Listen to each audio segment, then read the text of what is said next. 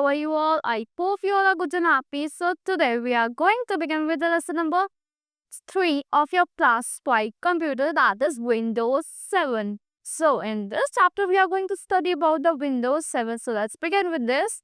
Here in this chapter first we are going to study about Windows 7. Then we are going to study about my computer in Windows 7.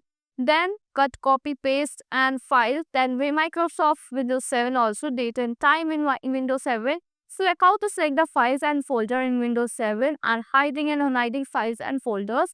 And the last one we are going to study about is recycle bin. So let's start. Here, operating system also known as OS. Operating system को हम क्या कहते हैं? OS भी कहते हैं.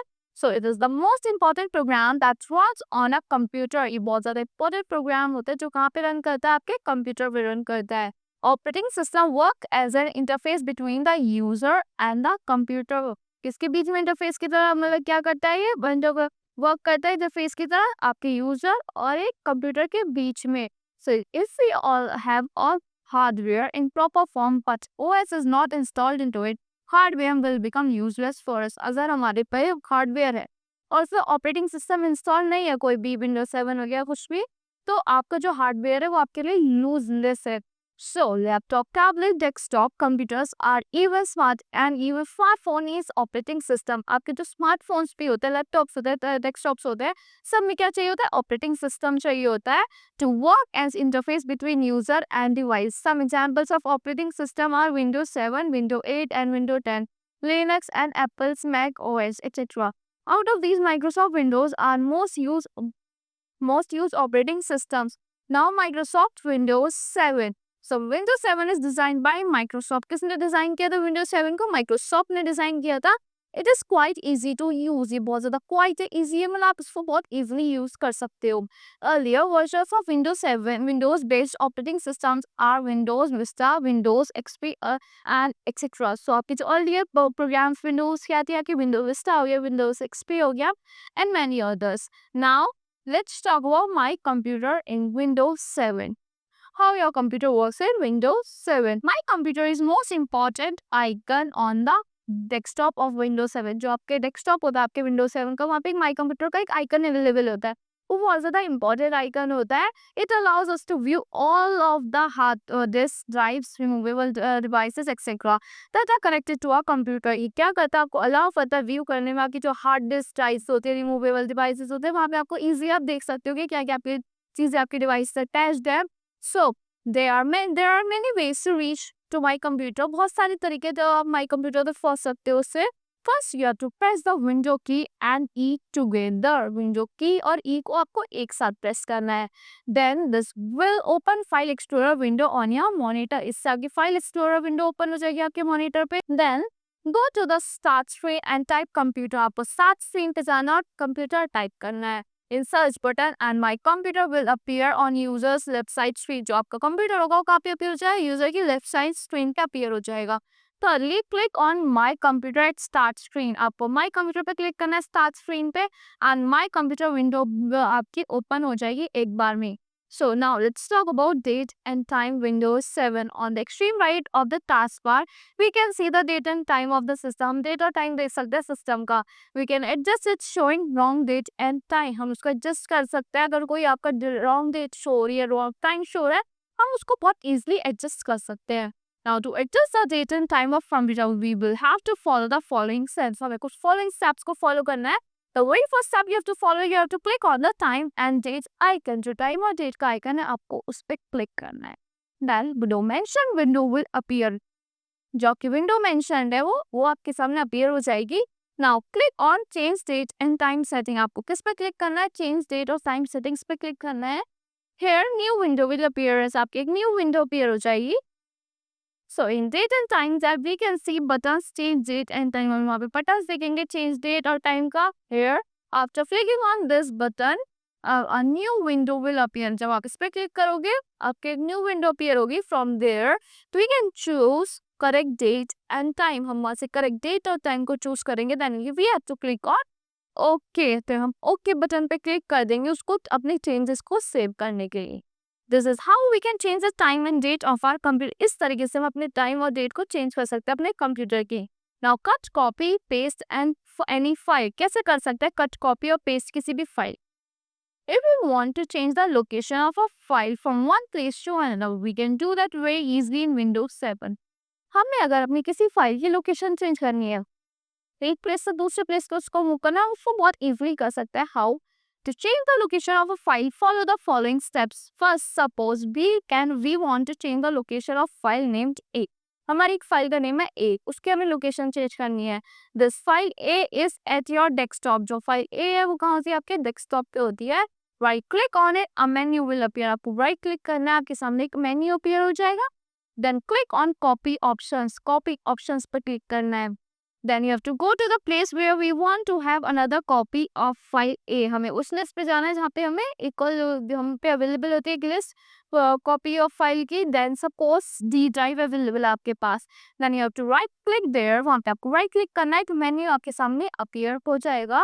You have to click on paste options. आपको paste options पे क्लिक करना है. After applying cut or copy to any item, it goes to the clipboard. जब आप कॉपी और कट अप्लाई करते हो, वो कहाँ पे चला जाता है? आपके क्लिपबोर्ड पे चला जाता है. Before doing any action on file and folder, we have to select it. बहुत ही हमें एक्शन करना है किसी भी फाइल या फोल्डर पर, हमें कैसे पता चलेगा? पहले हमें उसको सेलेक्ट करना पड़ेगा, तभी को कोई चेंजेस कर पाते हैं. If we need to move a file A from one place to another, अगर हमें अपनी फाइल A को मूव करना है एक प्लेस से दूसरे प्लेस पे, we should click on cut option from the menu instead of copy. हमें cut option पे क्लिक करना है मेन्यू से कॉपी के instead. So file A will be deleted from its original place and then click on a place where you want to move that file. अगर आपको एक उसकी ओरिजिनल प्लेस तक आपको डिलीट कर देनी है, तो आपको कट ऑप्शन पे क्लिक करना है. जो कट ऑप्शन क्या करता है? उसके ओरिजिनल प्लेस से डिलीट कर देता है और न्यू प्लेस से उसको पेस्ट कर देता है. Your file will be move to a new location. जो आपकी अगर आप पेस्ट कर दोगे, आपकी फाइल न्यू लोकेशन पे मूव कर जाएगी. Now selecting files and folders. How to select them?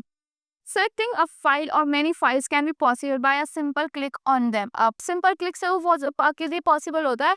If we want to have same action done on any files and folder, हमें कोई सेम एक्शंस करने हैं अपनी फाइल या फोल्डर पे, we have to first select them all. हमें पहले उसको सबको सेलेक्ट करना पड़ेगा.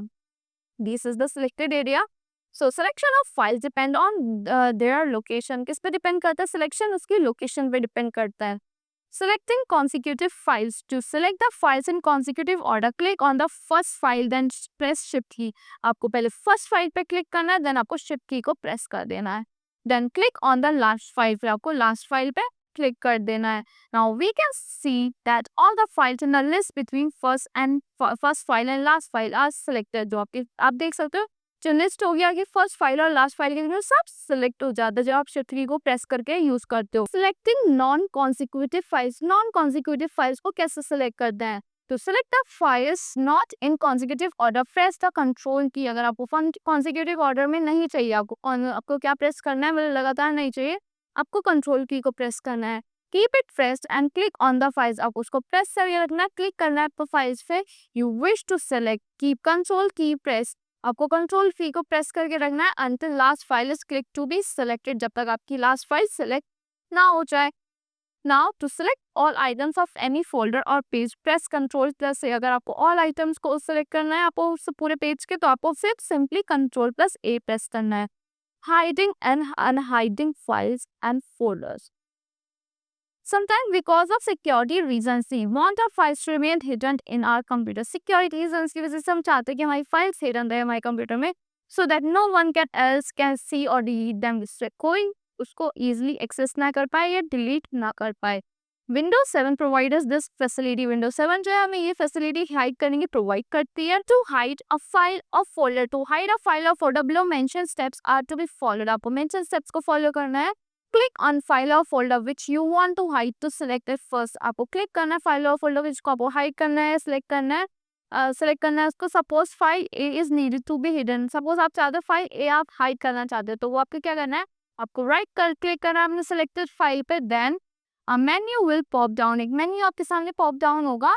Click on properties options. आपको properties options पे click करना है. After that and a box will appear as shown in the right figure. आपका सामने एक बॉक्स अपीयर हो जाएगा जैसे इस फिगर में शोन है. Now click on the hidden check mark. आपको हिडन चेक मार्क पे क्लिक करना है. we can see that selected file is not visible anymore. हम देख सकते हैं कि जो selected file है अब ज़्यादा visible नहीं है. So it may be possible that the selected file becomes faded but it's still visible. ये possible है कि जो आपकी selected file fade हो जाएगी पर वो फिर भी आपको show होगी, उसको easily कोई access नहीं कर पाएगा. To make it 100% invisible, we have to follow the following steps. अगर हम 100% invisible की कोई देख ही नहीं पाया, हमें कुछ steps को follow करना पड़ेगा उसके लिए. First, you have to click on the application tools ribbon. You just have to simply click on the applications tool ribbon. Now click on view tabs. After that, you have to just simply click on the view tab option in show hide. You can see an options like tick. वहाँ पे टिक का option दिखेगा like this. Now hidden items आपको टिक करना है, उसको जिन items को आपको हाइड करना है. Uncheck the box and hidden marked file and folder will become completely invisible. आपको अनचेक करना है, जो आपके फोल्डर्स और फाइल होंगे वो कंप्लीटली इनविजिबल हो जाएंगे. Then you have to press okay. Now let's talk about recycle bin, जहाँ पे आपके सारी डिलीटेड आइटम्स वो चले जाते हैं. वहां से आप रीस्टोर भी कर सकते हैं जो आपसे by chance by mistake delete हो जाता है. तो recycles, where is the folder which contains the file which you have deleted. उसमें ऐड की ऐसी फाइल्स होती है जो आपने डिलीट कर दी है. It keeps all files and folder in it until we delete them permanently. वो आपकी सारी फाइल्स और फोल्डर को रखते हैं जब तक वो परमानेंटली डिलीट नहीं हो जाते. In the recycle bin window you will see the list of deleted items. Recycle bin window में आपको सारी क्या दिखेगी, लिस्ट दिखेगी सारी डिलीटेड आइटम्स की.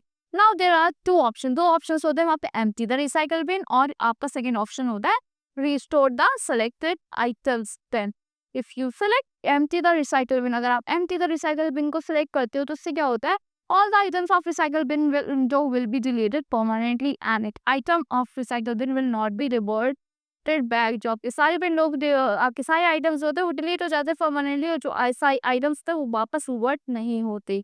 If you select restore the selected item, अगर आप select करते हो restore the selected item, all the selected item of recycle bin window will be restored. जो आपने delete कर दिया selected items जो आपके recycle bin में पहुंच चुके हैं वो सारे वापस आके restore होके आपके कंप्यूटर में आ जाएंगे डेस्कटॉप में.